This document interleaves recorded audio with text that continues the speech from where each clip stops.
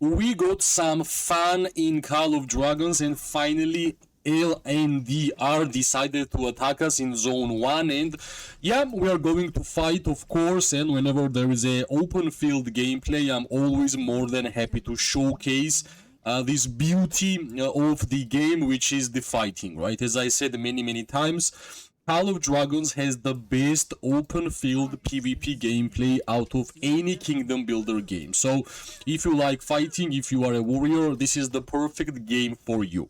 So basically, Com, which is City of Moria, my alliance, we have been winning every single fight. Basically in 1, 2, maximum 3 hours we have been rolling over everybody, but we have to give the respect towards LNDR because they still decided to push us a little bit. Let's see how successful they will be, but so far, as you can see, we are moving forward. They dropped the bastion, they dropped the tower, but yeah, since the members of City of Moria is really hungry in terms of merits, because we believe we have not had enough fights in this KVK. Of course, everybody just joined online and we started fighting, so hopefully this will take maybe 1 to 2 hours. It will be already good, but let's not have too much hopes. Let's get whatever we can get from this fight, right? As always, I have to speak about my lineup because every single time I try to change my lineup to test different things. Since we are winning, I don't really have to go for my prime lineup all the time. So my first hero pair is one of my first ever hero pairs which I have used in this game in season 1. That's Nico and Kinara, right? I want to utilize the precision talent tree. Well, precision talent trees are basically the talent trees which deals highest damage for the merits, because, well, these fights are for the merits. Second hero pair, which is, well, Nico and Kinara, both of them are awakened. Second one is Falgrim, which is 5335, not awakened. And I got Sibyl, which is 5111. Yep, just 5111 Sibyl. Is, I believe, good enough to fight with, because I want to utilize those buffs which Sibyl got after the update, right? I'm running Gwenwyn with Musyang, Gwenwyn with the precision talents, yet again, pretty impressive. After that, we got Ruby and Kylan, and the new thing about my Ruby and Kylan is that finally, I managed to awaken Kylan, which means both of them, Ruby and Kylan, they are together awakened with the level 5 artifact and 3-star Wind Whistle, which is the perfect warped for this hero pair. The last hero pair which I'm using is Magrat and Zaida, right? One of my favorite hero pairs for the archer gameplay. Of course, not the best one, since Ruby and Kylan is getting way more merits than Magrat and Zaida, but still, nobody said if Magrat and Zaida is not the best one, you should stop using it, right? Of course, as much strong hero pairs we are going to have, for our troop type, better it will be overall for the archer players. So yeah, hopefully this lineup will bring us a lot of merits. That's the reason why I'm choosing this one, because most of them are having precision talents, and generally precision talents are getting most merits. In terms of my next target, like which hero I want to awaken, well, it's not that easy. I want to awaken, not even awaken, I want to make Sibyl 5155 and awaken Falgrim, but since next heroes are archers, I might have to wait and start already gathering the legendary hero tokens, because as we know, legendary hero tokens are the rarest rewards in Call of Dragons from the events, right? So you have to have a lot of legendary hero tokens to actually awaken legendary heroes. That's why I believe I should just start already collecting the tokens, because whenever new archers will come out, and I think it will happen in 2 months maximum, I will be ready, right? Of course, I know I want to make my Sibyl 5155 because she's super amazing. But at the same time, I believe that new archer heroes will be better than Falgrim and Sibyl, right? That's the idea I'm having, and let's see if I will be correct. I don't know what kind of playstyle new archers will have. It will be a damage dealing, it will be a little bit healer or buffer, but at the same time, whenever I check G6 mages and the G6 infantry and so on, I believe archers will get some love finally in terms of city skins, because as I have said so many times, one of the worst looking archer legendary city skins is actually the archer, right? I don't like Ice Castle, I don't like Pearl Palace. I believe we deserve something better, right? So hopefully finally we're gonna get something really really good. Well, if I'm checking what kind of city skin the cavalry players got, and even infantry, well, I'm expecting that we're gonna get something nice also. So let's hope enough of this fairy tale and fairy stuff of archers are warriors. We have to get something really really cool. So let's see, let's hope that that new city theme will be as good looking as the cavalry ones, at least one of them. So let's see, right? Yeah, let's get back to the battlefield. I believe we are doing fine here. Of course, I will try my best to target some mages, but unfortunately, in this kind of fights, you have to target infantry, because if you will be like overreacting and moving forward only for the mages, you will get targeted no matter how much of the damage your hero pairs can deal. If you are not playing defensive, unfortunately, in this game, you're gonna get destroyed, because like 10 marches are going to target you. Even if they are weak, you will still lose so much HP that it won't gonna be worth it actually to continue fighting, right? So yeah, that's the idea. You have to have always for the archer gameplay, not even for archer gameplay in general, if you are damage dealing troop type main, such as mages and archers, longer you're gonna be alive on the battlefield, more and more damage you are going to deal.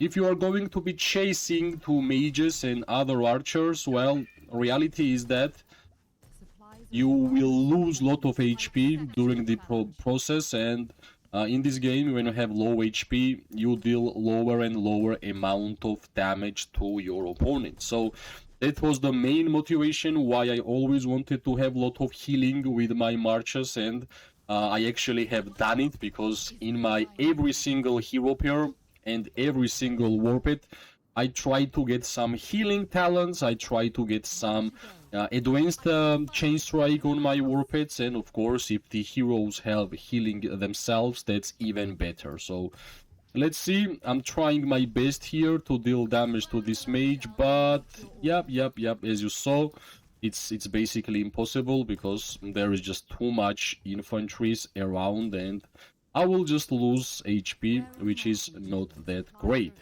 Alright, let's get back. Yeah, you can see they are just spawning more and more infantries, and those counterattack damages which we are receiving from infantry is pretty painful actually, since Joren and Elonir is actually just not that tanky, but they deal a lot of counterattack damage. And also, I believe that infantry gameplay is the easiest gameplay which you can play in Call of Dragons. You are just sending your marches and waiting until they will die, and that's how you are getting merits. I strongly believe that archers are hardest lineup, hardest troop type in the game, since you have lowest range, you are not that fast, but yeah, I know you deal a lot of damage. But in this game, dealing damage is not the most important stuff. I believe surviving the fights are way more important than how much damage you can actually deal, right? That's not the indicator of strong troop type or anything like that. That's my honest opinion regarding that. So let's see. I believe our strongest hero pairs currently, which is Magrat and Zaida and Ruby and Gailan, they are still healthy, which is good, which means I can continue this fight. And yeah, I'm just waiting when we will be able to touch some ranged troops. So far, our only focus is to just target infantry, right? Because we can't even move. If we move, more and more infantry players are jumping outside of their city. So hopefully soon we're gonna start doing some work. Plus, I believe it will be super hard for them to defeat this ball we have here, and not that easy. But at the same time, there were the ones who started this push, which means we are already winning since we are the ones who are pushing them, right? So that's the fact. LNDR, the alliance which we are fighting right now, they are the second highest power alliance in our KVK, if I'm not making any mistakes. Which is nice, but I will be honest, I was expecting a little bit more from them. It feels like we are just too strong, or maybe we are just too active. Like, depends how you're gonna look at it, right? But I like every single fight which happened, maximum 2 hours, and they are going back, which is the reality which everybody sees. And it's pretty surprising because whenever I was checking the powers of the alliances and the merits the people were getting with these alliances, it felt like that this KVK would be way more close than it actually is. So that's why I'm so surprised that we are just winning every fight which is happening here. So hopefully this will change. I mean, winning won't gonna change, but at least trying will change, and this is the first good step from the LNDR about fighting. And let's see, right? Let's see. Hopefully things will get more in terms of activity, and we will have more and more fans during the KVK.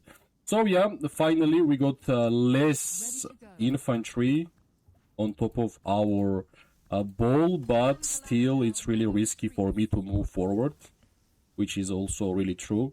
Unfortunately, even Ruby and Kylan is getting low because everybody is using bling artifacts on our head, and for sure you're gonna take a lot of damage whenever blings are being used, right? So I will just try my best.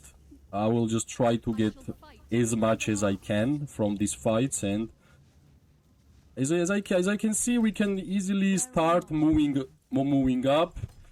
Let's see if I will be allowed to do that, but until we're gonna touch some other troops here. Yep, I think we can. Let's see. Yep, finally, right? Finally, I can hit archers here, which is super good.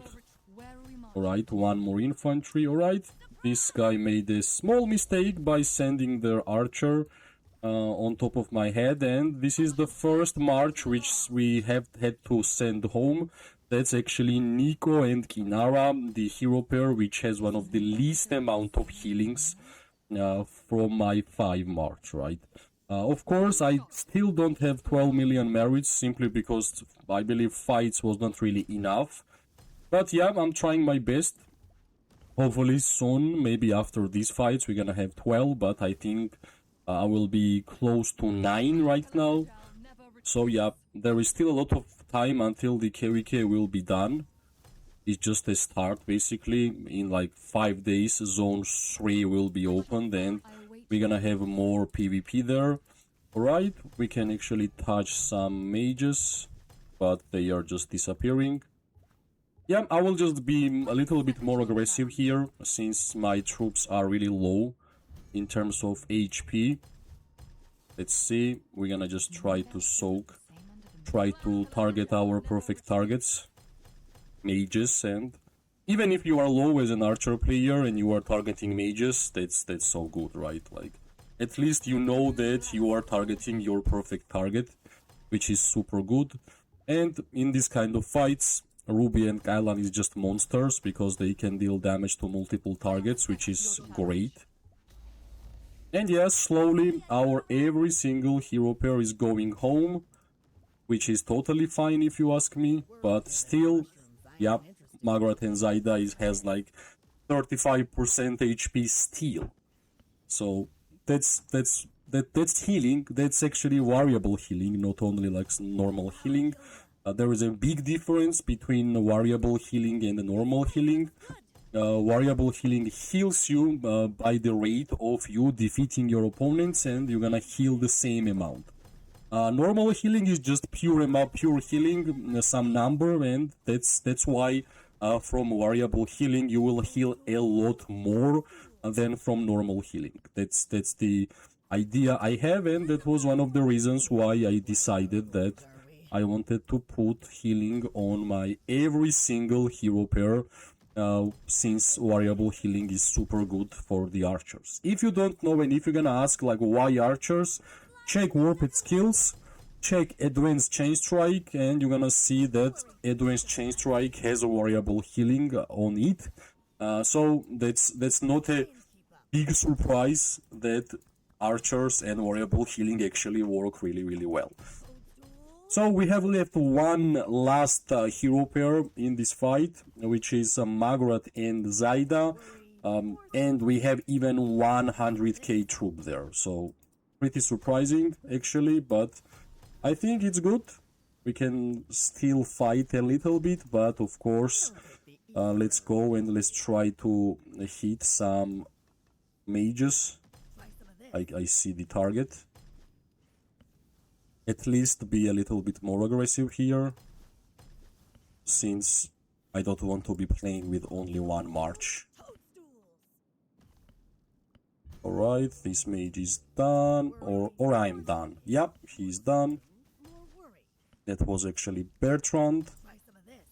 I strongly believe that we got a lot of merits from this fight with every single hero pair which we have been using, and let me be a little bit more aggressive and I will go and check the amount of merits we got from every single hero pair which we have.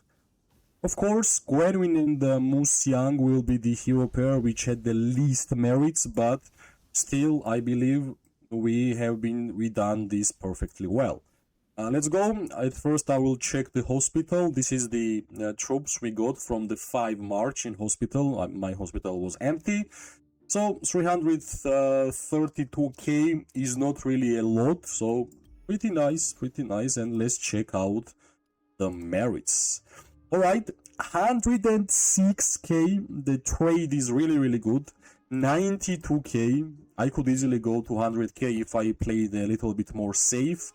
I was expecting a little bit more from the Nico and Inara. I guess we took too much damage from the infantry, and can you believe this?